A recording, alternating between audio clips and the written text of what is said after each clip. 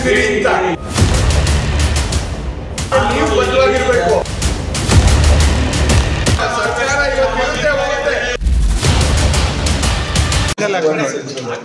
ಇದ್ರ ಬಗ್ಗೆ ಹಿಂದೆ 2ನೇ ಇದರಲ್ಲಿ KDP ಸಭೆಯಲ್ಲಿ ನಾವೇ ಒಂದು ನಿಮ್ಮ ಅಧ್ಯಕ್ಷತೆಯಲ್ಲಿ ಒಂದು ತೀರ್ಮಾನ ಮಾಡಿದ್ವಿ. ನಾವೆಲ್ಲ ಜಿಲ್ಲಾ ಅಸ್ತಿತ್ವ ಉಳಿಸ್ಬೇಕು ಅಂತ. ಯಾಕೆ ಈಲ್ಡ್ ಆಗ್ತಿದ್ದೀರಿ ಅಂತ ಆಗ್ತಾ ಇದ್ದೀರಿ. ನೀವು ಉಪಮುಖ್ಯಮಂತ್ರಿಗಳು ಕರ್ಕೊಂಬಂದು ನಿಮ್ಮ ಹತ್ರ ಹೇಳಿಕೆಯನ್ನು ಕೊಡಿಸ್ತಾರೆ ಅಂದ್ರೆ ನಿಮ್ ಜಿಲ್ಲೆ ಅಸ್ತಿತ್ವನ ಉಳಿಸ್ಲಿಕ್ಕೆ ನೀವು ಬದ್ಧವಾಗಿರ್ಬೇಕು. ಅವ್ರ ಪರವಾಗಿ ಸ್ಟೇಟ್ಮೆಂಟ್ ಮಾಡ್ತಿದ್ದೀರಿ ನೀವು ಅಂತ ನಾನು ಕೇಳಿ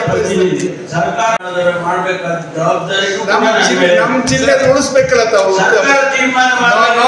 ಸರ್ಕಾರ ಇವತ್ತು ಹೋಗುತ್ತೆ.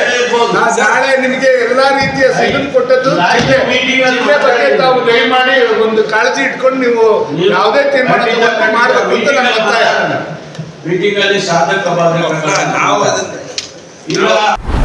ಚಾಲುಕ್ಯ ನ್ಯೂಸ್ ಜನರಿಗೋಸ್ಕರ.